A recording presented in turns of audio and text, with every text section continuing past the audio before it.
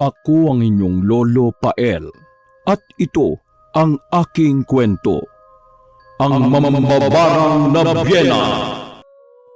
Maghapong naging abala ang lalaking si Danny para sa isang mahalagang selebrasyon.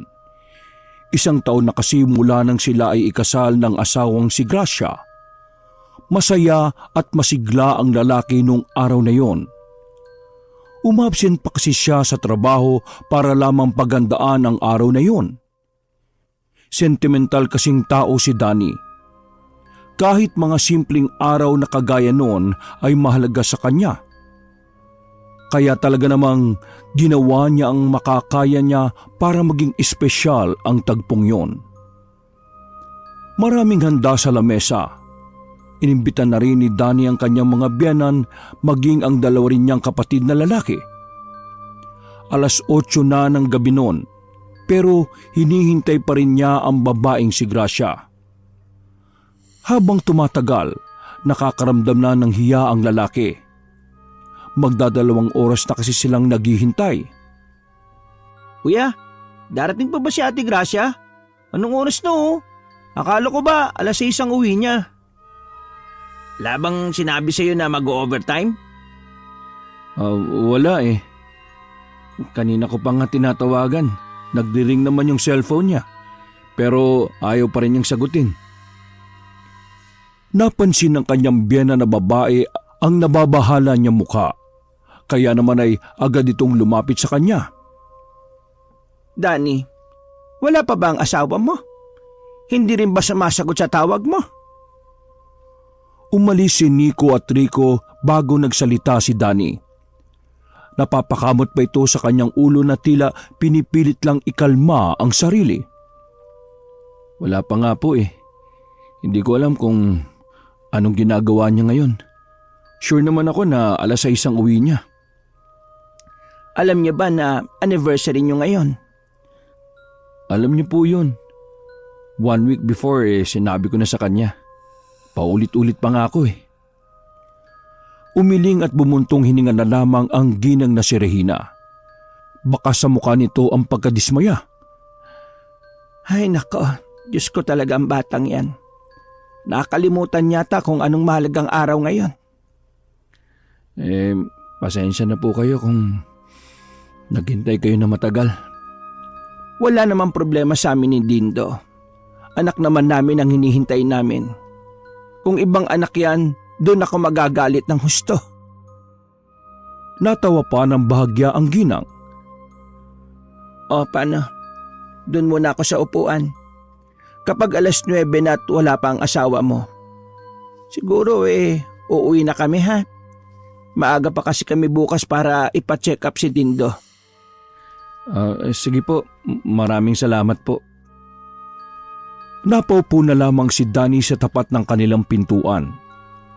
Hawak-hawak niya ang cellphone na nakailang ulit na niyang chinecheck. Nagbabaka sakali na mag-reply na ang kanyang asawa pero wala talaga. Makalipas ang ilang sandali, nagpaalam na rin sa kanya ang dalawa niyang kapatid. Maaga pa rin kasi ang pasok ng dalawang yon kinabukasan. O sige, ingat sa pagmamaneho ha. Ingat kayo. Tinapik niya pa ang dalawa sa balikat. Pagkaalis ng dalawa ay siya namang lapit sa kanya ng manong na si Dindo, ang ama ng kanyang asawa.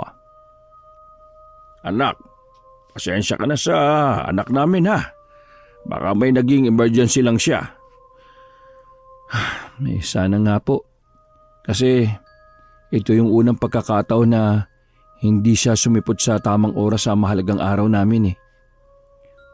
Malungkot ang mukha ni Danny noong mga sandaling yon. Napansin naman yun kagad ni Dindo.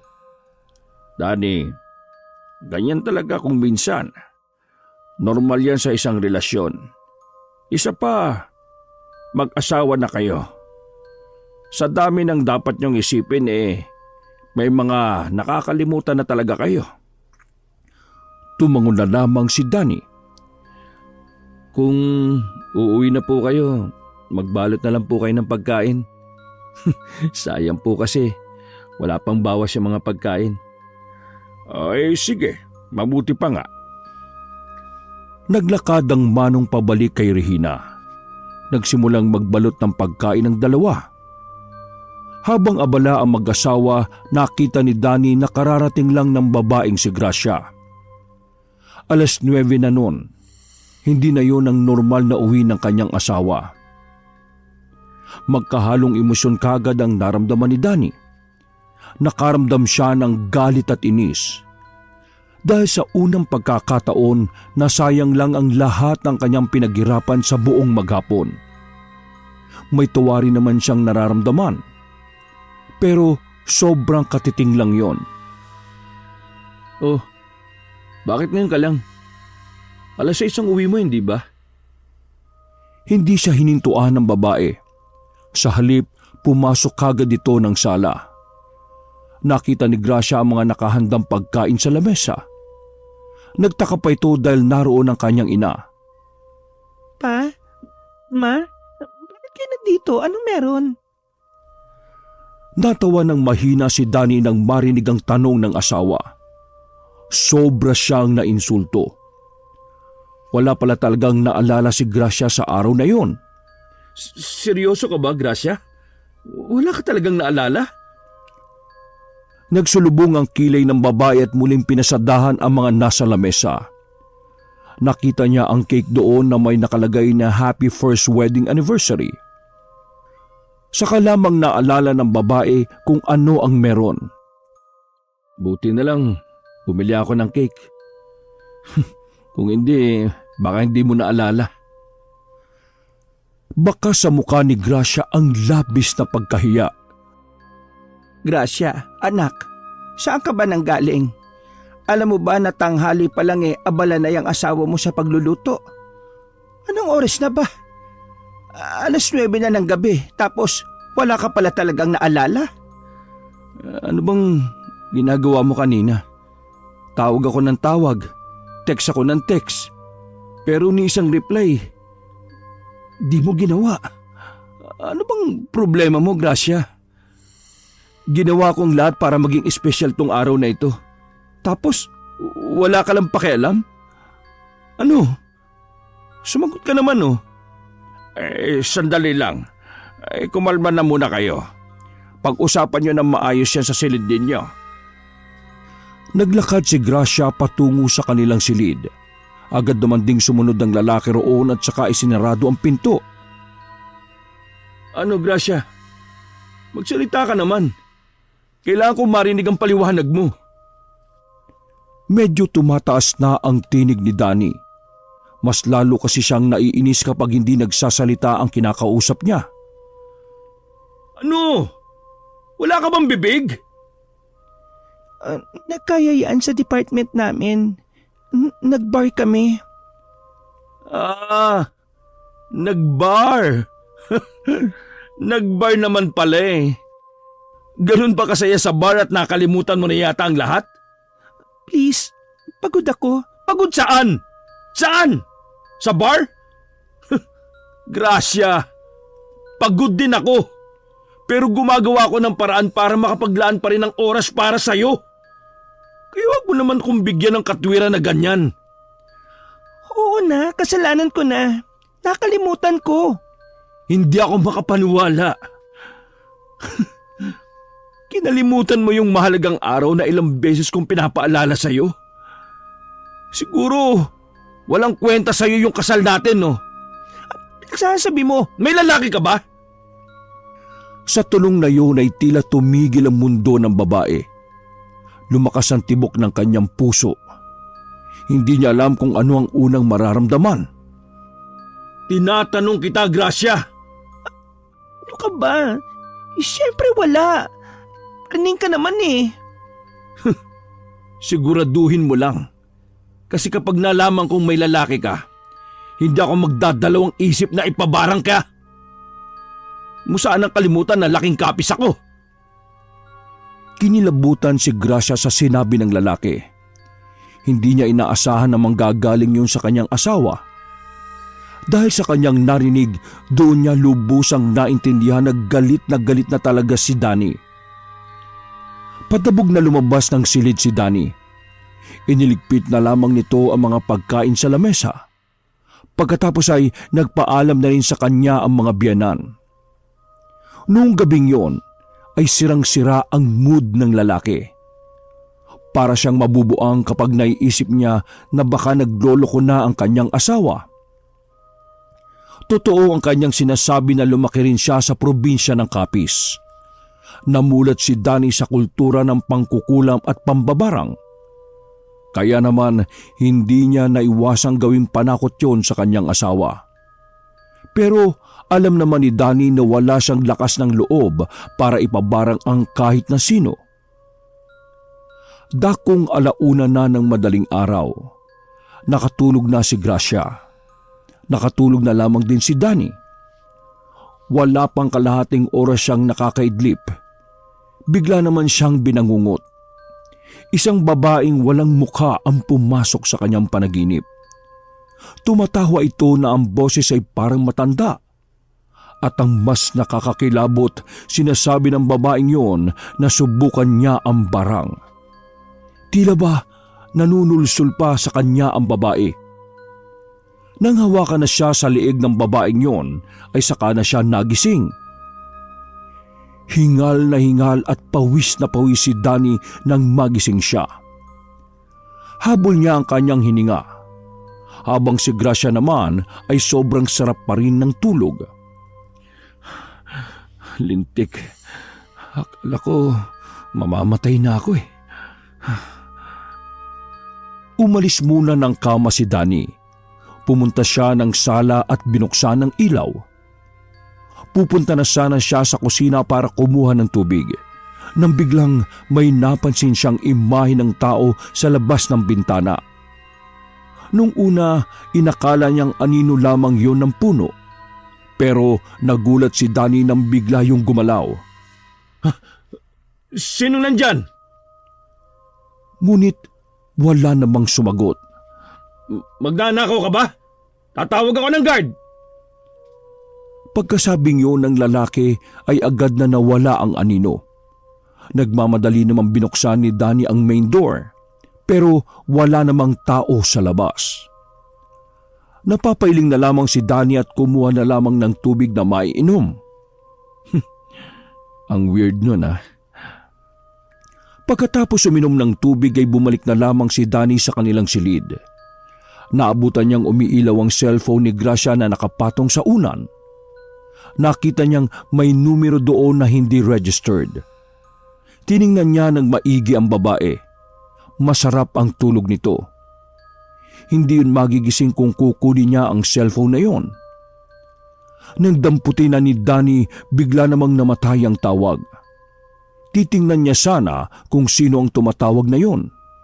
Pero nagtaka siya dahil may passcode na ang cellphone. Wow, may passcode na talaga ha. Ayos ha. Wala nang nagawa pa si Danny kundi ang ibalik na lang ang cellphone sa unan. Dahil doon nawala na ang antok niya. Kung ano-ano na naman ang pumapasok sa utak niya. Mas lalo siyang napapraning sa mga sandaling yon. Nasanay kasi siya noon na malaya niya lang na nabubuksan ang cellphone ng asawa. Inabot na ng umaga si Danny sa kakaisip. Maaga niyang binuksan ang kanyang laptop at pumwesto na rin sa kanyang working place. Work from home kasi ang setup ng kanyang trabaho. Maya-maya lang, nagising na rin si Gracia. Day off ng babae noong araw na yon kaya magkakaroon sila ng oras para sa isa't isa. Ang kaso, wala sa mood si Danny para makipag-usap. Bukod kasi sa napaparanoid ang lalaki, dumagdag pa sa iniisip niya ang panaginip niya. Coffee or juice? Napalingin si Danny sa likuran nang marinig na nasa pintuan na ng kanyang working place ang asawang si Gracia. Hindi mo ba ako kilala? Alam mo namang hindi ako nag-juice sa umaga eh. Bakit lalagyan mo pa ng option na juice? Kung gusto mo ng kape, sabihin mo na lang kagad. Hindi yung dami mo pang sinasabi. Hoy, Ayusin mo ang statement mo ha. Hindi yung pangtanga. Tapos kapag pinuna ka, magagalit ka. Hilig mo kasi sa option eh. Bakit? Ina-apply mo ba yan palagi? Ang magkaroon ng option? Tila nag-iba na ang tono ng pagsasalita ni Danny. Kaya naman nakaramdam na rin ng kaunting inis si Gracia. Ako na lang magtitimpla ng kape ko para mas safe. Grabe ka naman sa iniisip mo. Ikaw ang grabe, Gracia.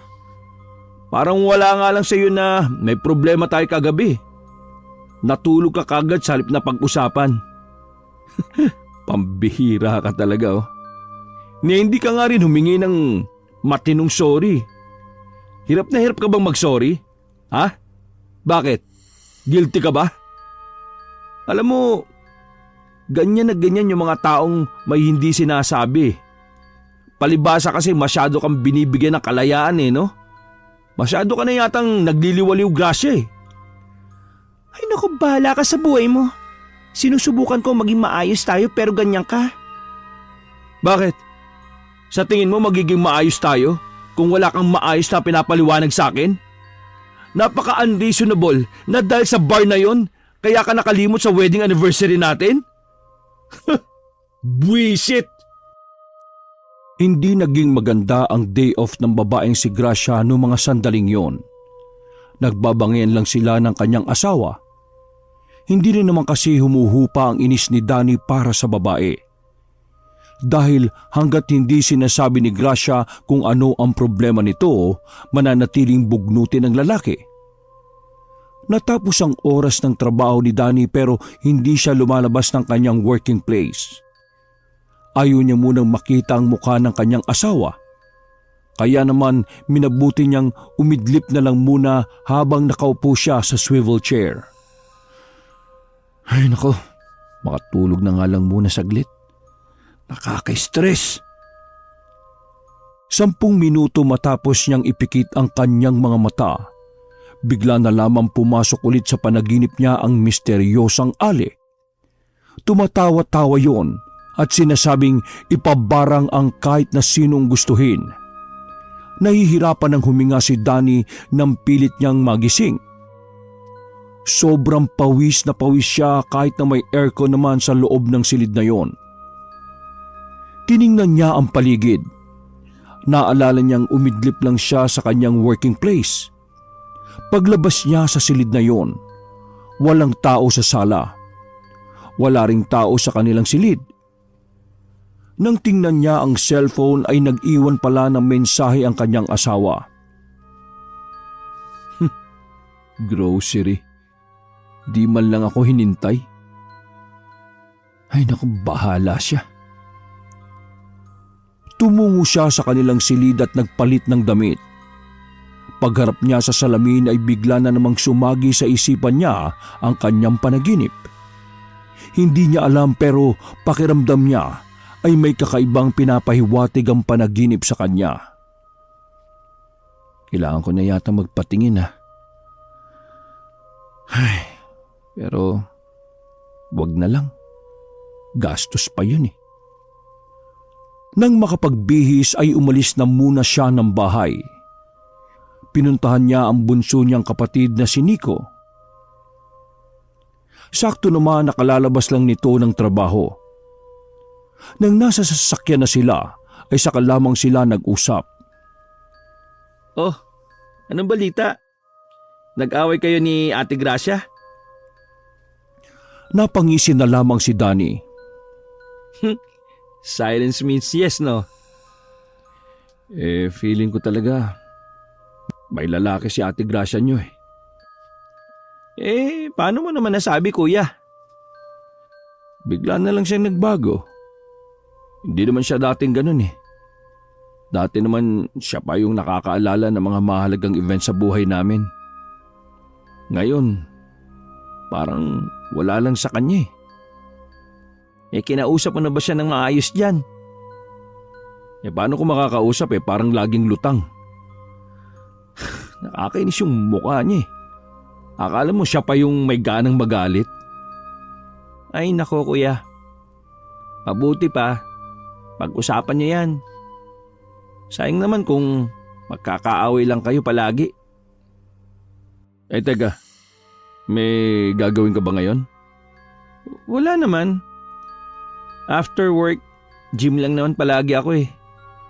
Pero ngayon, pwede naman ipagpaliban kung may pupuntahan tayo. O sige, samahan mo muna ako. Pupunta tayo sa trabaho ni Gracia. Teka, ano naman ang gagawin natin dun? Titingnan ko kung sino sa mga ka-department niya na lalaki ang posibleng maging kabit niya. Paano mo naman malalaman? Magbabase ka lang sa itsura. Hindi naman tayo pwedeng magtanong-tanong doon kasi baka makarating sa asawa mo. Kagabi, may number na tumatawag kay Gracia. Ilang beses. Na-save ko nga yung number na yun eh. Tatawagan ko mamaya kapag nakita ko ng naglabasan na yung mga katrabaho ni Gracia. Kapag nakita kong isa sa mga yun nagring ang phone, matik, yun na yun. Kailangan ba talaga nating umabot sa ganito, kuya? Ang creepy mo ah. Nico, maiintindihan mo rin ako kapag nagkasyota o nagkaasawa ka na. Sino ba namang hindi mapapraning, di ba? Bigla na lang siyang nagbago. Ay, sige na. Mag-seatbelt ka na at aalis na tayo. Maingat na pinandar ni Nico ang sasakyan. Nasa kalahating oras lang naman ang biyahe nila papunta sa trabaho ni Gracia. Mabuti na lang ay walang pasok ang lalaki noon, kaya malaya magagawa ni Danny ang kanyang binabalak. Nakaparada lang sila sa gilid. Pasado 6:00 na nang bumaba sila ng sasakyan. Nasa gilid lang sila at bahagyang nakatago. Mga ilang sandali lang nakita na ni Danny ang mga katrabaho ni Gracia. Nang i-dial na ni Danny ang numero, isa sa mga lalaking kalalabas lang ng gate ang nakita nilang dumukot ng cellphone. Sabi ko na nga ba lalaki may-ari ng number na ito. Aktong lalapitan na nila ang lalaki pero nakita nilang bigla na lang yung napaload sa sidewalk. Lumapit sa lalaki ang iba nitong kasamahan. Ang lalaki naman ay sigi lang sa ubo hanggang sa naalarma na ang mga taong nakakakita. Dahil ang lalaking yon ay nilalabasan ng mga insekto sa mga butas ng katawan. Narinig na lamang na magkapatid na ang lalaking daw yon ay binarang. Walang makalapit sa lalaki dahil sa mga insekto nito sa katawan. Sa takot, bumalik ng sasakyan si Danny at Nico. Kuya, binarang daw yun? Di ba katrabaho ni Ate Gracia yun? Oo, ang masama nito, baka ako pa mapagbintangan eh. Ha? Bakit ikaw? Mambabarang ka ba?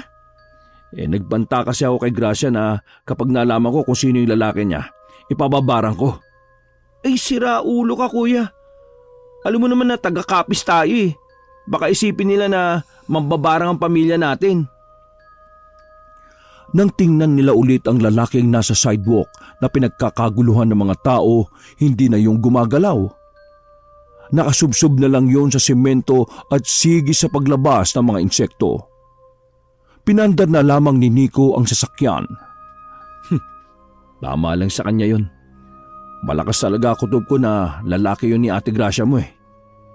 Pero nag-aalala ko para sa'yo kuya. Baka mamaya ikaw ang madiin eh. Huwag ka mag-alala. Walang nakukulong sa barang no. Wala pang batas na ginagawa para sa mga ganoong krimen. Pero wala akong kinalaman dun ha. Nasabi ko lang kay Ate Gracia mo yun pero wala akong lakas ng loob para gawin yun.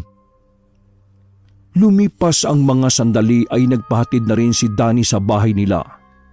Umalis na rin naman si Nico noon. Pagpasok ni Danny sa kanilang bahay, naabutan niyang tulala si Gracia sa kanilang sala.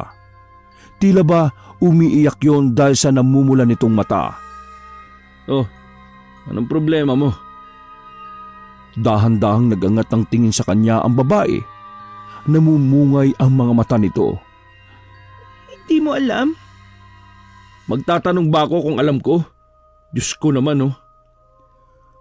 Tumayo si Gracia at makahulugang tumingin sa mga mata niya. Patay na si Gian. Oh, sinong Gian? Kasama ko sa trabaho. Bakit? Close kayo? Bakit naiiyak ka? Oo, close kami. Kasi silang naman ang nakakaintindi sa lahat ng hinaing ko sa buhay eh. So sinasabi mo na hindi kita naiintindihan? Umamin ka nga sa akin. Anong ginawa mo? Pinagsasabi mo? Pinaparang mo ba siya? Ha? Sira ulo ka ba? Namatay si Gian kanina nang dahil sa barang. Maraming lumabas na insekto sa katawan niya. Ang iba namang insekto, kinain ng laman loob niya. Ako ang pinagbibintangan mo? Dahil ba to sa sinabi ko na ipababarang ko kapag nalaman ko kung sino ang lalaki mo? Bakit? Tanungin nga kita. Lalaki mo ba yun? Hindi nakapagsalita si Gracia. Umiiling-iling lang ito habang pinipilit na hindi maiyak. Siya ba yung numerong tumatawag kagabi sa'yo ng paulit-ulit? Ha? Sumagot ka! Oo! Pero wala namang namamagitan sa amin. Wow! Hindi sanggol ang kausap mo, Gracia. Huwag mo akong lokohin, no? Close kayo, di ba? Tapos, walang pangalan sa cellphone mo yung number na yon? Ang sabihin mo, naglalandian talaga kayo. Ano? Umami ka na! Ikaw ang umamin. Pinabarang mo siya. Hindi ko siya pinabarang. Paano ko siya ibabarang Hindi ko nga siya kilala Nag-iisip ka ba? Natameme si Gracia. Tila napagtanto nito na parabang nalaglag na siya sa patibong ng lalaki. Hinawakan ng lalaki ang magkabilang balikat ni Gracia. Ikaw ang umamin, Gracia. Nanlalalaki ka, no? Kitang-kita sa mga mata mo Oo na! May namamagitan sa amin.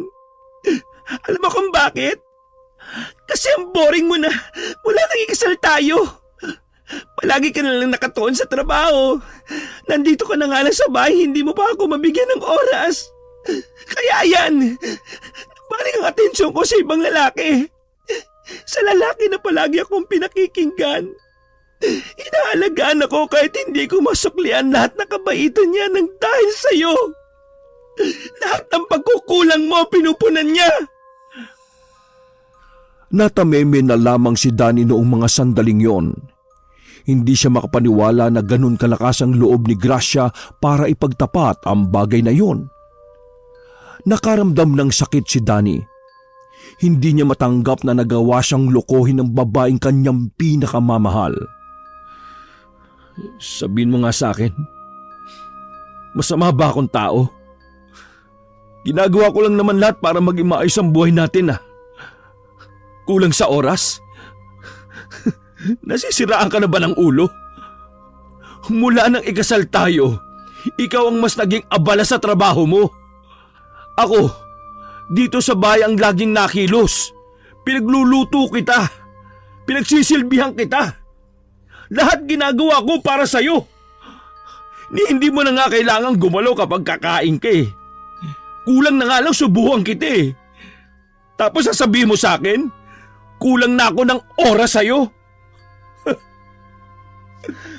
Nasaan bang utak mo?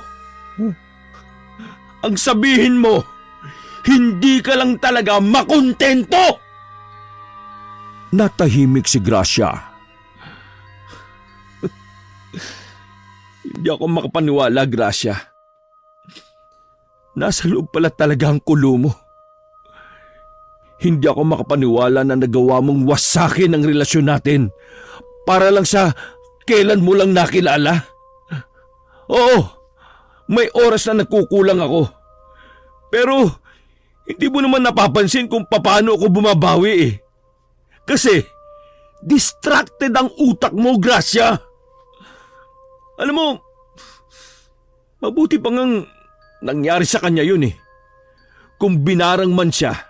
Kasi alam mo, kayo mga cheater, wala kayong puwang sa mundo. Mga salot kayo. Hindi naman ito mangyayari. Kundi dahil sa... Manahimik ka! Pwede ba lumayas ka? Lumayas ka na! Bakit ako lalayas? Meron nating dalawang pinagpatayo ng bahay na ito Hindi ako aalis dito. Eh di wag! Wag na lang tayong magpansinan. Huwag ka mag-alala. Ipapasikaso ko na yung annulment natin kapag day off ko. Para makapaglandi ka na kagad ng maayos. Patay na yung isa eh. Di ba? O di maghanap ka kagad. Pinatay mo eh. Hindi ko nga siya pinatay. Nagpanda ka sa akin. Sinabi ko lang na ipababarang ko. Pero wala akong lakas ng loob na gawin yun. Kung talagang kilala mo ko, dapat alam mong hindi ko kayang gawin yun. Hindi ko alam kung maniniwala pa ako sa'yo. Alam mo, sa lahat ng manluloko, parang ikaw pa tong matapang at pakampante. Praktisado ka na ba? Ikaw pang hindi maniniwala sa mga sinasabi ko? Parang ako pa yung nagsinungaling eh. Parang ako pa yung nanloko eh. Iba ka! Naglakad ang babae patungo sa kanilang silid. Sinirado nito ang pinto ng padabog. Naiwan naman ng lalaki sa sala at napaupo na lamang sa sofa. Dito na niya naramdaman ang sakit. Naramdaman na lamang ni Danny na tumutulo na pala ang kanyang luha. Nagsarado ang kanyang kamao.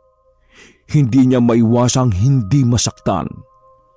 Dahil para sa kanya ay wala naman siyang ginawang masama na makakasira sa relasyon nila. Lumipas ang 2 oras. Nagpakasasa sa alak ang lalaking si Danny. Mag-isa niyang nilaklak ang isang case ng San Miguelite. Nang makaramdam na ng bagyang pagkahilo, naisipan niyang pumunta sa kanilang likod para doon matulog. May lumang papag kasi roon na maaring higaan. Idagdag pa na medyo mahangin sa parting yon. Pagkahiga niya roon, wala pang 5 minuto ay nakaramdam na siya ng isang presensya. Medyo madilim doon. Kaya nang may makita siyang tao ay hindi niya mamukaan. Ang alam niya lang ay matandang babae yon. Hindi niya sigurado kung dalalang ba ng kalasingan yon. Pero pamilyar ang boses na nagsabi sa kanya, Ipabarang mo na ang lalaking niya. Napabangon si Danny. Mahilo-hilo siyang tumayo. Sino ka ba? Ikaw ba yung nasa panaginip ko? Teka, nananaginip ba ako ha? Sabihin mo nga. Walang ibang sinabi ang matandang babae. Tawa lang ito ng tawa na parang nababaliw. Mga ilang sandali lamang ay naglakad na rin paalis ang misteryosang matanda. Habang si Danny naman ay unti-unti na ring nakatulog. Hindi na niya namalaya ng oras. Nagising siya ng 3:00 na ng madaling araw. Bagya pang masakit ang kanyang ulo ng mga sandaling yon. Dahan-dahan siyang lumingon. Nagtataka siya kung ano ang ginawa niya sa likod ng bahay nila. Napailing na lang siya nang maalala na nalasing nga pala siya. Naglakad siya papasok ng kanilang bahay. Pagdating niya sa kusina, naabutan niya ang kapatid na si Nico. Umiinom yun ng tubig. Mukhang uhaw na uhaw ang lalaki. Oh, Nico, anong ginagawa mo rito? Madaling araw na. Napadaan lang ako, kuya. Nakigamit ako ng banyo. ibak na ako kaya pumasok na ako kahit wala ka. Hindi mo naman sinasagot yung phone mo eh. Teka, nasaan ba si Ate Gracia? Bakit parang walang tao dito sa inyo? Bukas naman ang pinto. Nakahawak pa sa ulo si Danny nang umupo sa tapat ng lamesa. Babayaan mo na yun. Ayoko sa mga manloloko. Nagtaka si Nico sa kanyang narinig. Manloloko? Bakit? Legit talaga na may lalaki si Ate Gracia? Alam mo yung nakita nating lalaki sa tapat ng workplace nila? Yung namatay on the spot kasi binarang? Yun. Ha? Seryoso? Tumango-tango si Danny. Hindi makapaniwala si Nico. Napapailing na lamang ito. Sabay na napasilip ang dalawa sa sala na makarinig sila ng mga yabag ng paa. Nakita nila si Gracia na parang kagagaling lang sa labas. Nakaramdam ng ilangan sa pagitan ni Danny at Gracia. Diretso pasok naman si Gracia sa kanilang silid. Habang si Danny naman ay napabuntong hininga na lang. Okay din pala si Ate Gracia. Parang wala lang nangyari. Yun nga eh. Ganyang katigas ang mukha niyan. Kung pwede ko nga lang palayasin dito yan edi pinalayas ko na. Makalipas pa ang isang linggo. Naging mahirap para kay Danny ang naging setup nila. Magkasama pa rin kasi sila sa iisang bahay, ngunit magkaiba lang ng silid. Sa araw-araw na nakikita niya si Gracia, hindi niya maiwasang hindi kamuhian ng babae. Nakakaramdam siya ng galit. Lalo na kapag nakikita niyang may kausap na iba ang babae sa call. Ganun pa man, sinusubukan na lang ni Danny na sanayin ang kanyang sarili. 5:00 ng hapon habang abala si Danny sa paglalaro ng online game sa kanyang laptop, narinig niya ang tinig ni Nico sa sala. Kausap si Gracia at tila hinahanap siya. Ilang sandali lang naramdaman na lamang ni Danny na nasa pintuan na ang bunsong kapatid. Oh, di ka nagsabi na pupunta ka. Hindi sana nakapag-order ako ng pagkain natin. Ayos lang kuya. Wala rin naman akong ganang kumain eh. Nang tingnan ni Danny si Nico ay nagulat siya sa itsura nito. Namumula kasi ang katawan nito. Mapungay ang mga mata at parang nangihina. Uy, ayos ka lang ba? May sakit ka ba? Hinawakan ni Danny ang leeg ng lalaki. Hindi naman yon mainit, pero malamig ang pawis nito. Anong nararamdaman mo? Kanina lang to Bigla na lang ako nanghihina, tapos naging ganito na kulay ko. Hindi ko alam kung anong nangyayari sa akin. Niisip ko nga baka may allergy ako O sige, magbibis lang ako, dadaling kita sa ospital. Huwag na kuya. Siguro kailangan ko lang ng pahinga. Ilang araw na rin kasi akong overtime sa trabaho Sigurado ka ba? Tingnan mo yung itsura mo. Hinang-hina ka Para kang binugbog ng taong bayan. Ayos lang ako kuya. O sige, diyan ka lang. Bibili lang ako sa labas ng gamot sa allergy. Tumango na lang si Nico. Nagmamadali namang lumabas ang lalaki. Nakasalubog niya pa sa pinto si Gracia. Hindi yun makatingin sa kanya ng diretsyo. O ano, nailibing na ba yung kabit mo? Ngumisi lang si Gracia at sumagot. Oo, nailibing na kahapon yung pinabarang mo. Huminga na lamang si Danny. Hanggang ngayon kasi ay siya pa rin ang pinagbibintangan. Napapaisip na nga rin si Danny kung sino ang maaring bumarang sa lalaki ni Gracia. Wala kasi siya talagang maisip kung sino. Umalis na lang si Danny para bumili ng gamot. Wala pang 10 minuto ay nakabalik na rin siya. Dali-dali niyang pinuntahan si Nico sa kanyang silid. Naabutan niyang nakahiga si Nico. Nang hawakan niya ang binata, naramdaman niya ang init ng katawan nito. Hindi na normal ang init ng katawan ng kapatid. Nico, uy, ang taas na ng lagnat mo. Halika na nga, dadali na kita sa ospital. Bubuhati na sana niya ang kapatid nang biglang nakita niyang may lumabas na insekto sa ilong ng binata. Nung unay inakala niyang nagkataon lang. Pero nanlaki ang mata ni Danny nang mapansin na meron ding lumalabas mula sa ilalim ng damit ng lalaki. Binaba niya ulit ang kanyang kapatid. Napalunok siya ng laway nang mapagtantong binabarang din ang binatang si Nico. Kuya. Nico, anong nararamdaman mo? Ayos lang ba ang paghinga mo? Kuya, parang Ang daming gumagalaw sa katawan ko. Nang iangat ni Danny ang damit ng lalaki ay ikinagulat niya ang kanyang nakita. May malaking bukol si Nico sa tagiliran na siyang pinagmumulan ng mga insekto. Kuya, binabarang ba ako? Nico, kumalma ka lang. Hahanap ako ng albularyo. Hindi kasi kita pwedeng dalhin sa ospital kasi lalong lalala yan. Kuya, ayoko pang mamatay. Hindi ka mamamatay, okay? Dito ka lang muna, ha? Babiyahe lang ako pa Quiapo. Pupuntahan ko yung dating gumamot sa akin nung nabati ako. Kumalma ka lang dito, ha? Babalik ako kagad. Kinuha ni Danny ang itim na jacket na nakasabit sa likuran ng pinto. Nagmamadali siyang umalis. Napansin pa niya si Gracia pero hindi na niya yon kinausap. Mabilis ngunit maingat na minaneho ni Danny ang sasakyan. Mabuti na lamang ay hindi naman ganon kabigat ang trapiko. Kaya naman nakarating kagad siya sa Quiapo.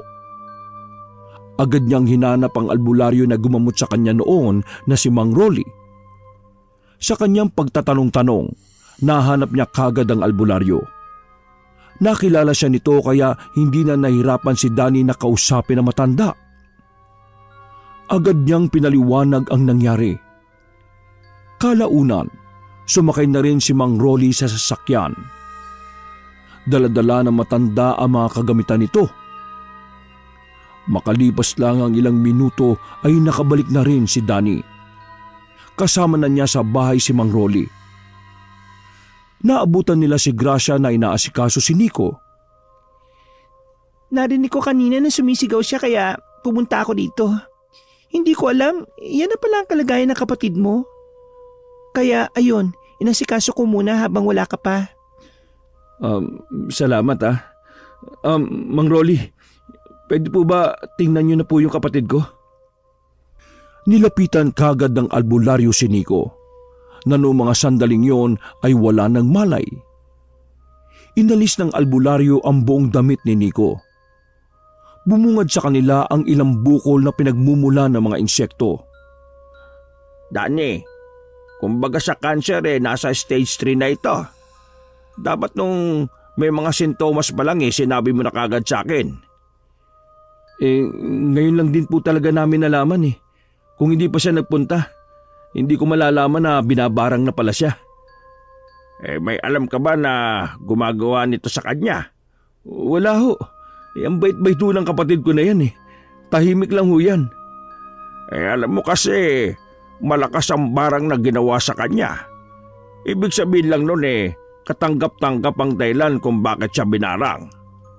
Mas malakas ang barang kapag may sapat na dahilan para gawin yon. Napaisip si Danny habang nakaupo sa gilid.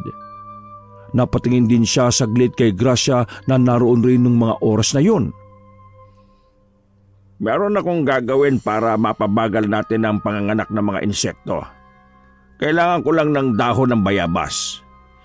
May alam ako makukuha na ng dahon ng bayabas sa village na ito. Tara, ituro mo sa akin. Bilis! Nagmadaling lumabas ang dalawa.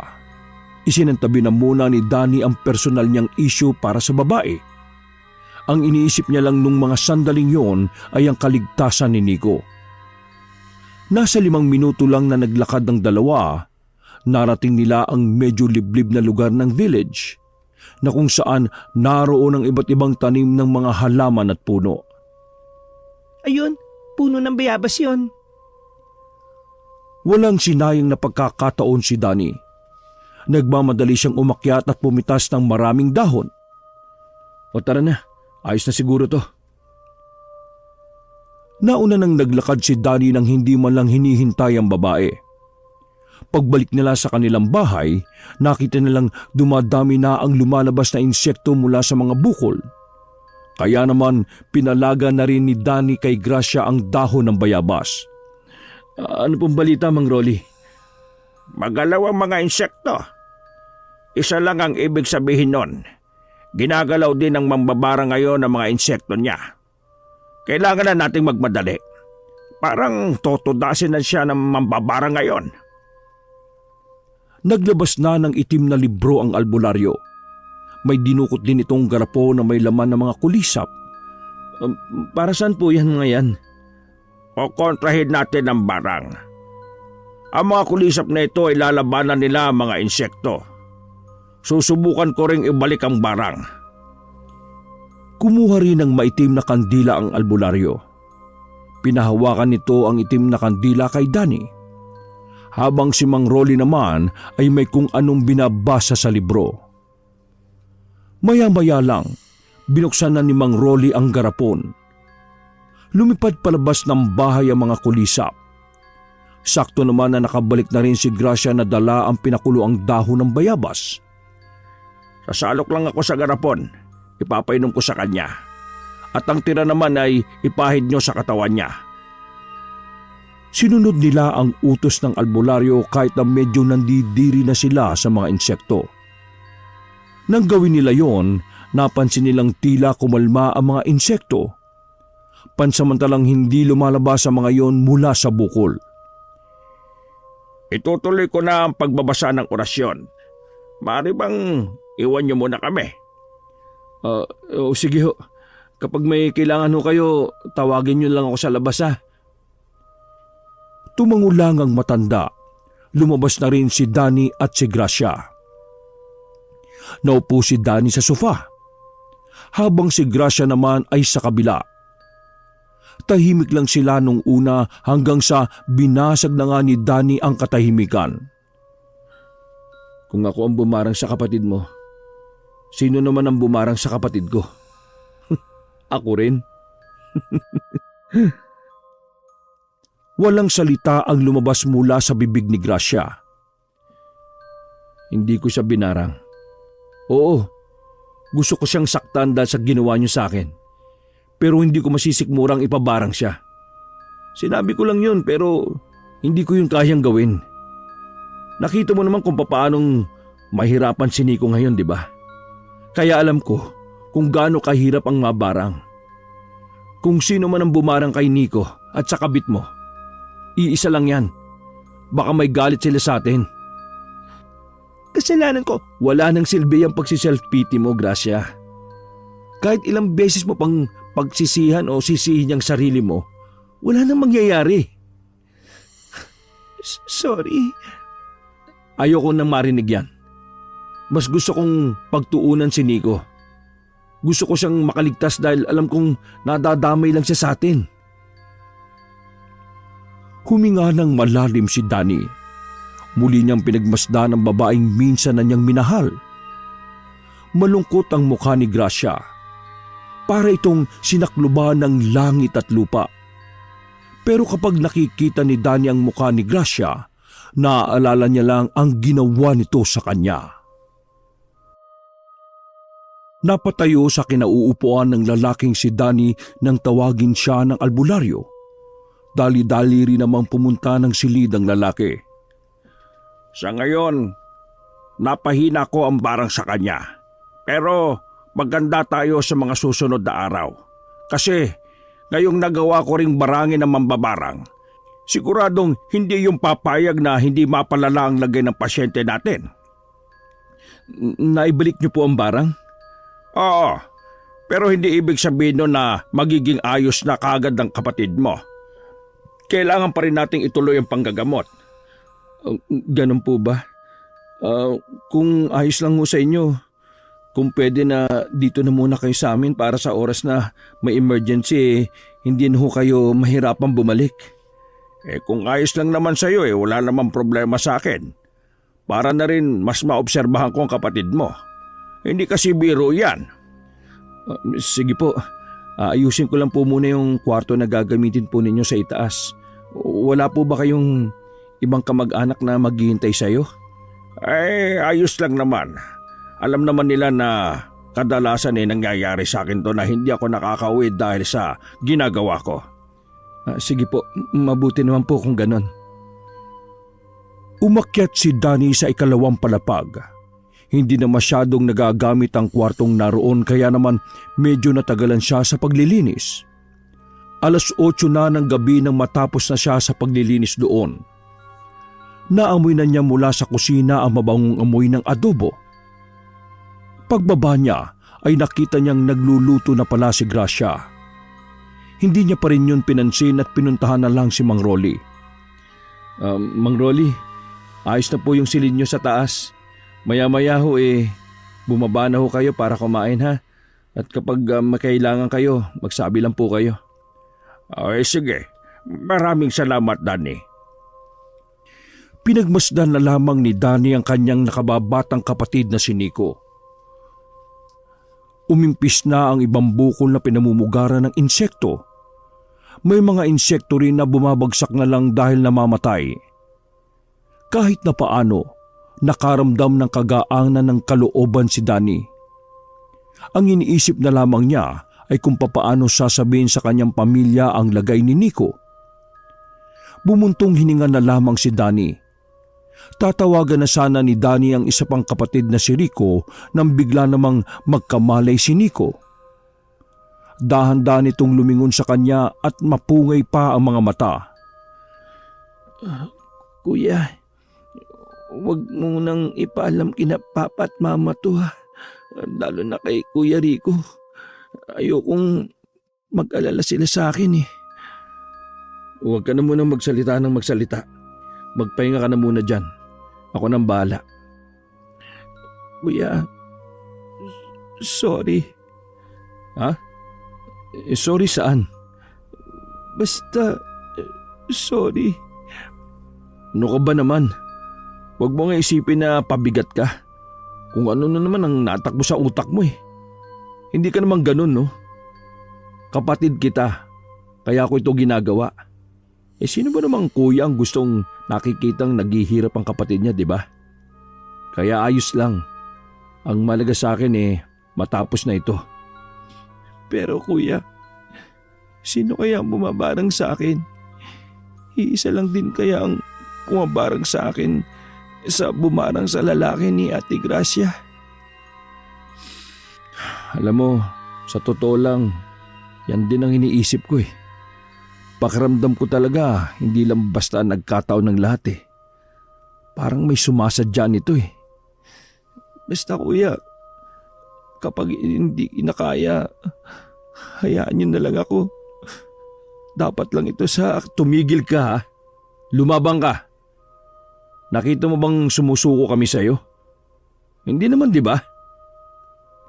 Nakita ni Danny ang malalim na paghinga ni Nico. Sige na, magpahinga ka na muna. Kailangan mo maibalik ang lakas mo. Ang sabi kasi ni Mang Rolly, siguradong gaganti raw yung mambabarang. Sige kuya, magpapahinga na ako. Muling pumikit ang binata. Lumabas na rin ng silid si Danny. Tinawag na rin niya si Mang Rolly para yayaing kumain. Sabay-sabay silang tatlo nila Gracia. Nasa iisang hapagkainan lang sila pero parang wala namang balak na magpansinan. Pagkatapos kumain, nagpasya si Danny na samahan si Nico sa silid. Doon na rin siya matutulog para mabantayan yon. Habang nasa kama si Nico, nasa single sofa naman si Danny. Nakaupo lang siya roon. Makalipas lang ang ilang sandali, ay nakaramdam na rin siya ng antok. Hanggang sa tuluyan na nga yung nakaidlip. Pero sa hindi inaasahang pagkakataon, bumalik na naman sa panaginip niya ang misteryosang matandang babae na walang mukha. Narinig niya ang pamilyar na boses at tila meron yung sinasabi sa kanya na noong una hindi niya na naman maintindihan. Pero kalaunan, bumubulong na yun sa kanyang tenga at sinasabing, Barang, ito ang dapat sa mga makasalanan. Nahihirapan ng huminga si Danny sa mga pagkakataon na yon. Pero buti na lang bago siya maubusan ng hininga ay nagawa niya pang magising. Hingal na naman si Danny. Sunod-sunod na paghinga ang kanyang ginawa. Napalingon siya sa gilid. nakita niyang nakaiga pa rin si Nico. Nilapitan niya yun matapos buksan ang ilaw. Maayos pa rin naman ang kalagayan ni Nico. Maayos din ang paghinga nito kaya nabawasan ang pag-aalala ni Danny. Lumabas siya saglit para sana kumuha ng tubig. Pagdating niya sa sala, naririnig niya sa itaas na gising pa pala si Mang Rolly. Rinig niya kasing medyo napapalakas ang pagbabasa ng albularyo. Inakyat niya ang matanda para pagsabihan, pero tumigil na si Rolly nung naroon na siya. Pasensya na. Naabala yata kita. May ginagawa lang ako. Inaalam ko kung nasaan ang lokasyon ng mambabarang. Mang Rolly, sa katunayan kaya ako nagising kasi napapanaginipan ko yung mambabarang Ilang beses na nangyayari yun sa akin. Lagi niyang sinasabi ang barang. Pagsabing yun ni Danny ay lalong sumeryoso ang mukha ni Mang Rolly. Sabihin mo nga sa akin, nakita mo ba ang mukha? Hindi nga po Pero kita kong mahaba ang buhok niya. At base sa boses niya alam kong may katandaan na siya. Makakatulog yan, iho. Akin na yung kamay mo. Bakit o? Anong gagawin niyo? Kailangan ko ng dugo mo. Kahit isang patak lang. Gagamitin ko yon para malaman natin kung nasaan siya. Total lagi siyang pumapasok sa panaginip mo. Sumang-ayon na lamang si Danny. Kumuha ng karayom ang matanda at tinusok sandali sa dulo ng daliri ni Danny. Pinatak ng albularyo ang dugo sa kulay brown na papel.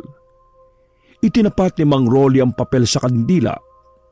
Pagkatapos ay inipit niya sa loob ng librong yon. Basahin mo ito, iho. Sabay nating dadasalin yan. Inabot ni Danny ang isa pang libro na maliit. Binasa niya ang dasal na nasa pahina 13. Makailang ulit silang nagdasal. Pagkatapos muling kinuha ni Mang Rolly ang papel na may dugo.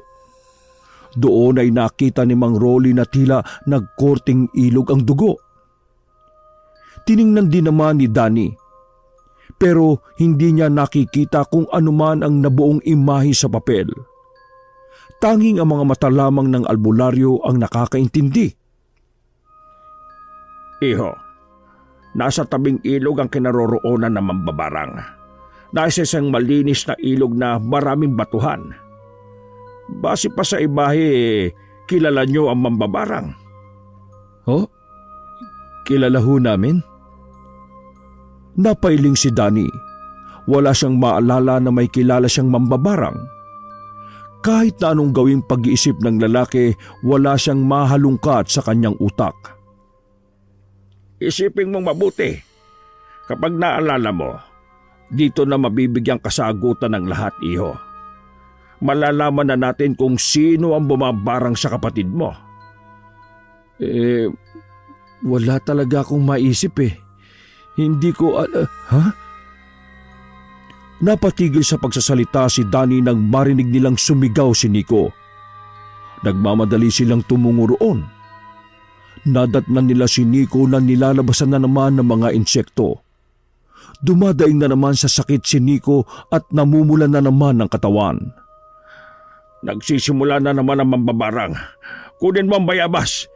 Initin mo, dali! Kinuha ni Danny ang bayabas na nakalagay sa timba. Inilagay niya yon sa malaking kaldero at saka muling nilaga. Matapos lang ang ilang minuto, nilagyan na nila yon ng malamig na tubig para maging maligamgam. Muling pinainom ni Mang Rolly si Nico ng nilagang dahon ng bayabas. Pero sa mga pagkakataon na yon, mas lalo nang lumala ang paglalabas ng mga insekto. Mas dumadami ang bukol at muling namamaga at lumalaki. Mang Rolly, ano pong gagawin natin? Mukhang mas lalong lumalala. Punasan mo ng bayabas sa kapatid mo. Babarangin ko rin ang mambabarang. Ikinagulat ni Danny ang kanyang narinig, pero pinagtuunan na lamang niya si Nico. Nagsimula ang albularyo. Naglabas na naman ito ng panibagong garapon na meron ding insekto. Hinuli rin ni Mang Rolly ang ilan sa mga insekto na nanggaling sa katawan ni Nico.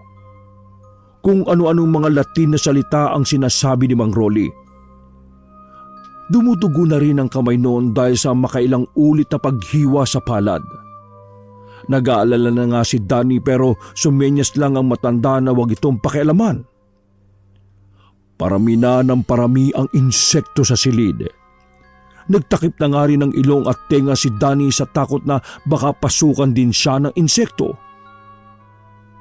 Makalipas ang 5 minuto, napansin ni Danny na parang kumalma na ulit ang mga insekto. Tumigil na rin ang pangingisay ni Nico.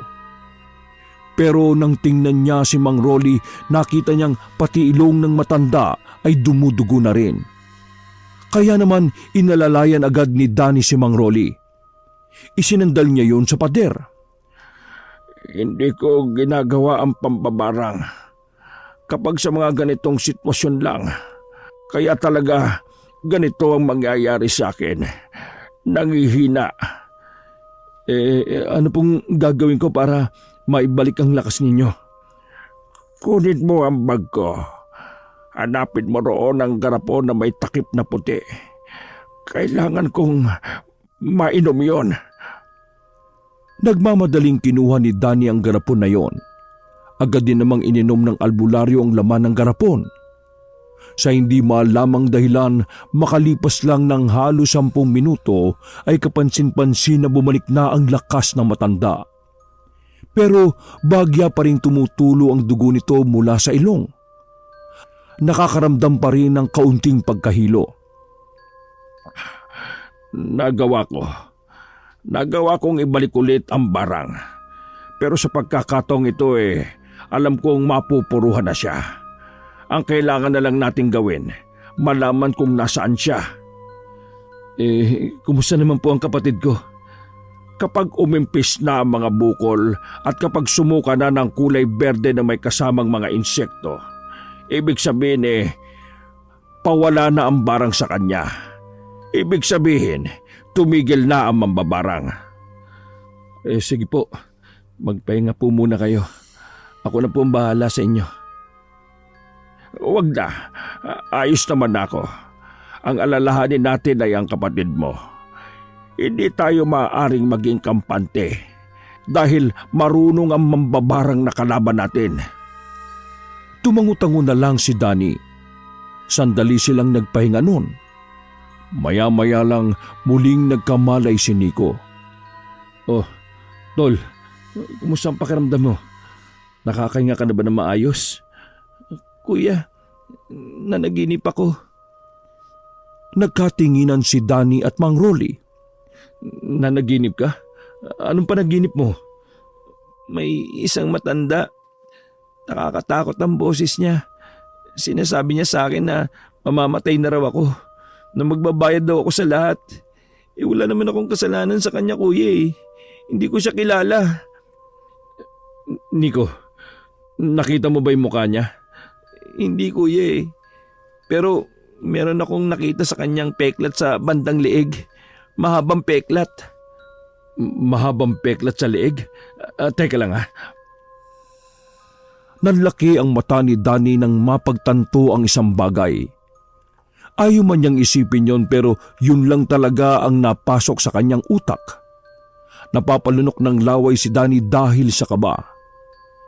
Hindi siya makapaniwala na darating siya sa punto na ang taong yon ang paghihinalaan niya. Bakit, Danny? Kilala mo na ba? Mang Rolly, parang kilala ko na Kung ganun puntada kagad natin ngayon. Ginising ni Danny ang babaeng si Gracia para ipabantay saglit si Nico. Buo na kasi ang loob ni Danny na puntahan ang kinaroroonan ng mambabarang. Pumayag naman si Gracia sa pabor na hinihingi niya.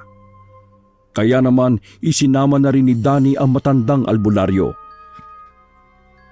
Habang nasa biyahe ay magkahalong emosyon ang nararamdaman ni Danny. Nangingibabaw ang kanyang kaba. Kahit kasi sigurado na siya sa kanyang hinala, may parte pa rin ng kanyang utak ang nababahala. Dani, iho, sigurado ka ba sa hinala mo? Kasi kapag nagpunta tayo sa kinaroroonan na sinasabi mo, dapat sigurado. Anumang oras natin ay mahalaga. Hindi tayo pwedeng magsayang dahil pwede ring marangin ulit ang kapatid mo. Sigurado po ako. Nakapunta na ako sa kanila noon eh. Naalala ko, sa gilid ng bahay nila ay may mga batuhan at ilog. Naalala ko rin kung kaninong boses yung naririnig ko sa panaginip ko. Kaya hindi ako pwede magkamali. Eh di kung ganun eto na talaga ang pagkakataon natin. Halos nasa 2 oras ang kanilang binyahe. Kalaunan nakarating na rin sila sa Nueva Ecija. Tandang-tanda ni Danny ang daan kahit na 1 beses pa lang siyang pumunta roon. Kaya naman agad din nilang nahanap ang daan patungo sa sinasabing bahay. Pinarada ni Danny ang sasakyan sa gilid. Naririnig na kagad ni Danny ang agos ng tubig mula sa ilog. Natanaw na rin niya ang namumukod-tanging bahay na nakatirik doon. Huminga siya ng malalim. Tumango siya kay Mang Rolly at naglakad na rin sila. Tahimik na sa lugar. Tanging manok na lang ang maririnig na maingay. Mag-uumaga na rin kasi nung mga sandaling yon. Paglapit nila sa bahay, kinatok agad ni Danny ang pintuan. Makailang ulit niyang ginawa yon. Maya-maya lang ay nagbukas na rin ang pintuan. Bumungad kay Danny ang biyenan niyang lalaki. Oh, Danny, bakit napasyal ka ng napakaaga? Anong meron? Bumuntong hininga muna si Danny. Alam niyang may alam si Dindo.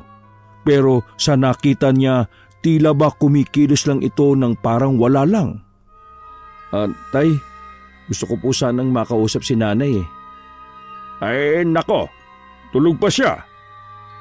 Tay, alam ko na po ang ginawa niya. Hindi niyo na po kailangan magpanggap. Ang gusto ko lang malaman kung bakit niyo yung ginawa. Nanlaki ang mata na matandang si Dindo. Pabalik-balik ang tingin nito kay Danny at kay Mang Rolly. Mas nilawakan ni Dindo ang pagkakabukas ng pinto. Biglang nawala ang ngiti nito at sumeryoso ang muka. Naroon siya. Nasa loob ng silid namin. Maraming salamat po. Pagpunta nila sa silid, naabutan nila si Regina na nakahiga sa kama. Namumula ang katawan nito. Pinagpapawisan ng buong katawan. At kung titingnan pa lang, mukha itong hinang-hina na. Danny. Ngumiti ang matandang babae sa kanya kahit mapungay ang mga mata. Lumapit naman doon si Danny pero huminto siya kaagad nang mapansin na may lumalabas na kulisap sa ilalim ng palda ng ginang. Mabuti naman at pumunta ka bago man lang ako mawala. Gusto kong humingi ng paumanhin sa iyo. Sabihin niyo sa akin, kayo ba talaga ang bumarang sa kapatid ko? May lahi akong mambabarang, Danny. Ako ang nagmana ng kakayahan ng lola ko. At oo, ako ang bumarang sa kapatid mong si Nico. Pati na doon sa katrabaho ni Gracia na lalaki. Bakit? Bakit niyo yung ginawa? Ano ba kasalanan namin sa iyo? Wala kang kasalanan sa akin, Danny. At wala rin namang silang kasalanan sa akin. Pero ayaw ko sa mga manloloko. Bata pa lang ako ay namulat na ako sa mga panloloko, mga kabitan at agawan ng asawa. Binarang ko sila dahil ayaw ko sa mga taong manloloko. Seryoso ba kayo? Dahil lang sa ayaw nyo ng mga manloloko, papatay kayo ng tao? Mambabarang ka dahil sa ganun? Danny, magkakaiba tayo ng pananaw sa buhay. Para sa akin, mabigat na kasalanan ng panluloko. At sino naman kayo para ilagay nyo sa kamay nyo ang batas? Tama ka, hindi ako Diyos. Pero may kakayahan akong itama ang lahat. May kakayahan akong parusahan ng mga dapat parusahan. Teka, naguguluhan ako eh. Kung galit ka sa mga manloloko, Bakit mo naman dinamay si Nico? Wala naman siya kinalaman. Tumawa lang ng mahina ang ginang bago nagsalita. Wala ka pala talagang alam kung ano ang ginagawa ng bunso mong kapatid. Bakit? Ano bang ibig niyong sabihin? Ang anak ko o ang asawa mo, palihim na may relasyon sa kapatid mong si Nico. Natawa pa si Danny sa kanyang narinig. Akala niya kasi ay gumagawa lang ng kwento ang matanda para maibalang ang kanilang usapan. Kalokohan. Anong pinagsasabi niyo? Si Nico? Kakabit kay Gracia? May insekto na ho ba sa ulo niyo? Danny, totoo ang sinasabi ng asawa ko. Napalingon si Danny sa pintuan nang naroon na pala ang matandang lalaki na biyenan. Noong gabing hindi siya nakasipot sa wedding anniversary niyo. Kaming dalawang mag-asawa ang umalam kung anong ginagawa ng anak namin. Sa katunayan, bago yung lalaking katrabaho niya, mas nauna naming nalaman na nakikipagkita siya kay Nico. Kinumpronta namin si Gracia pero sa halip na makinig, pinagbantaan niya pa kami. Kaya hindi kami nakapagsalita. Dahil doon napagdesisyonan namin na barangin ang mga lalaki niya. Nang sa ganun ay makaramdam naman siya ng sakit. Paano nyo naman nagawang pahirapan ang sarili niyong anak? Hindi namin siya tunay na anak. Anak siya ng kaibigan namin at alam niya yon. Isa pa, kahit kami ang tumatayong magulang niya, hindi kami papayag na humaba ang sungay niya. Mali ang ginagawa niya. Kaya dapat lang na pagdusahan niya ang mga kamalian niya. Napapailing na lang si Danny. Hindi siya makapaniwala sa mga nalalaman niya. Lalong-lalo na nang nalaman niya tungkol kay Nico. Malayong malayo ang pagkakakilala niya sa kapatid niya. Buong akala niya, sobrang tino ni Nico dahil wala man lang yon kabisyo-bisyo. Trabaho lang ang inaatupag. Ang hindi niya alam, tinatrabaho na rin pala ang kanyang asawang si Gracia. Kung ayaw mong maniwala, tingnan mo na lang ako. Bumalik na sa akin ang barang na ginawa ko sa kapatid mo. Anumang oras ay mawawala na ako. Pero hindi ako nagsisisi sa ginawa ko dahil yun ang tingin ko na tama. Danny, sarili mo lang ang makapagsasabi sa iyo ng totoo. Umuwi ka. Kausapin mo silang dalawa at masasagot ang mga tanong mo sa isipan mo. Umubo-ubo ng malakas si Regina. Napatras si Danny at Mang Rolly. Bawat buga kasi ni Regina ay may lumalabas ng kulisap. Ikaw ba ang albularyong gumawa nito sa akin? Magaling ka. Pero maraming salamat dahil sa wakas mapuputol ko na rin ang sumpa ng pagiging mambabarang. Napasigaw si Regina nang maglabasan pa ang mga kulisap. Nagliliparan na yun sa silid. Bago lumabas si Danny at Mang Rolly, nakita niya pa si Danny na nanatiling nakatayo ang biyenan niyang si Dindo sa gilid ni Regina. May luhang pumapatak sa mga mata nito. Danny, patawarin mo ako. Isinarado na ni Dindo ang pinto. At sa mga sumunod na sandali, narinig na lang nilang nagsisisigaw na ang ginang. Sinyalis yun na lahat ng insektong nasa loob ng katawan niya ay sabay-sabay nang lumalabas. Noong mga sandaling yun, nawala ang galit ni Danny. Nakaramdam siya ng awa para sa mag-asawang Dindo at Regina. Pero ang iniisip na lamang ni Danny, yun ang kapalit ng mga ginawa ng kanyang biyena na babae. Hindi na nakalabas ng silid si Dindo ngunit nagpaalam na rin sila. Tahimik lang na pinaandar ni Danny ang sasakyan. Nabibigla pa rin siya sa mga nangyayari. Hindi niya inaasahan na hahantong sa ganoon ang lahat. Pagka-uwi nila ng bahay, naabutan nila si Gracia na inaasikaso si Nico. Kaswal lang na kumilo si Danny.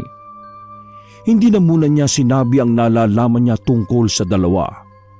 Sa halip, binalita niya kagad na wala na ang mambabarang. Ligtas ka na, Nico. Patay na mambabarang. Sumilay ang ngiti sa mukha ng binata. Gusto sana niyang yumakap kay Danny, ngunit hindi ito nakatayo ng maayos. Maraming salamat, kuya. Hindi ako makapaniwala na tinulungan ko ang taong umiipot sa ulo ko. Nawala ang ngiti sa mukha ng binatang si Nico. Nabigla rin si Gracia na naroon din. Nagkatinginan ng dalawa. Tila nangangapa sila sa nais tumbukin ni Danny. At tawagan ko si Rico mamaya. Ipapakuha na kita. Doon ka na sa bahay mo magpahinga. Teka, kuya, anong problema? Galit ka ba sa akin? Oo, galit ako sa mga manluloko. Tumayo si Danny. Malis ka na rito mamaya, bago ko pa makalimutan na kapatid kita. At ikaw, Gracia, sumama ka na kung gusto mo. Total, mahilig ka naman yata sa mga mas bata sa iyo eh.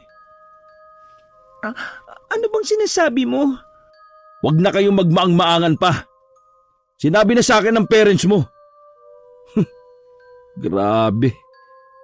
Kakaiba ka, Gracia. Sobrang kakaiba. Ang kati mo. Sa sobrang kati mo, malapit ka nang maging buni. Magpapaliwanag ako, hindi na. Pagod na ako. Gusto ko na lang magpahinga. Lumabas na lamang ng silid na yon si Danny. Sumunod naman sa kanya si Mang Rolly. Sumakay ng sasakyan si Danny. Nabigla pa ang lalaki nang bigla ring sumakay ang albularyo. Bakit to kayo sumakay? Magpahinga na muna kayo. Hindi. Sasamahan kita. Baka kasi mag-inom ka eh. Natawa na lamang si Danny. Pinaandar ni Danny ang kanyang sasakyan. Hindi niya alam kung saan sila pupunta. Basta pinatatakbo niya lamang ang sasakyan. Ang nais niya lang ay magpakalayo-layo. Makalipas ang 5 araw, gumaling na ng tuluyan si Nico. Pero hindi na ito kinakausap pa ni Danny. Pinagbawalan na siya ni Danny na pumunta sa kanilang bahay. Para na rin makaiwas si Danny sa gulo. Dahil sa tuwing nakikita niya si Nico, naaalala niya kung papaano siya nito tinraidor. Abala si Danny at Mang Rolly noong Lunes ng hapon. Inaasikaso kasi nila ang babaeng si Gracia na ilang araw nang nakaiga sa kama. Si Gracia ang huling binarang ng ginang na si Regina bago mabarang naman ni Mang Rolly. Ganun pa man, hindi na ganoon kalakas ang pagkakabarang kay Gracia. Ang sabi nga ni Mang Rolly, nangibabaw pa rin ang pagiging ina ni Regina kaya hindi malala ang pagkakabarang nito kay Gracia. Bakit mo ito ginagawa? Bakit mo ako tinutulungan? Hayaan mo na lang ako mamatay. Tutal, malandi ako. Maruming babae. Marami akong ginawang kasalanan sa iyo. Hayaan mo na lang ako mawala. Hindi ako Diyos para diktahan ka kung kailan ka pwedeng mamatay. Ginagawa ko ito kasi ito ang sa tingin kong tama. Pakiramdam ko, ito ang gusto mangyari ng Diyos eh. Kaya manahimik ka dyan. Iha, gusto ka niyang bigyan ng pagkakataon na mabuhay. Kaya sana ayusin mo na ang lahat ng sinira mo. Oh, eto na. Sisimulan ko na. Huwag kang malikot ha. Kasi mabubulabog ang mga insekto sa mga bukol mo. Kaya kumalma ka lang. Akong bahala. Naiyak na lamang si Gracia. Hindi nito inakala na sa kabila ng lahat ng kanyang ginawa, magagawa pa rin siyang tulungan ng dati niyang asawa, ang dating lalaking una niya namang minahal. Sobrang panghihinayang ang naramdaman ni Gracia. Patid niya na sa kanyang ginawa, marami na ang hindi na maibabalik sa dati. Gumaling si Gracia mula sa barang. Nagkapeklat man sa iba't ibang parte ng katawan pero nakabangon itong muli. Nagawang patawarin ni Danny si Gracia at Nico. Maging si Danny ay hindi rin alam kung paano niyang nagawang magpatawad. Ang alam niya lang, ayaw niyang mabuhay ng may dinadalang bigat. Hindi na sila nagkabalikan pang muli ni Gracia. Nanatili na lang silang magkakilala at namuhay na ng sari-sarili nilang mga buhay. Wakas!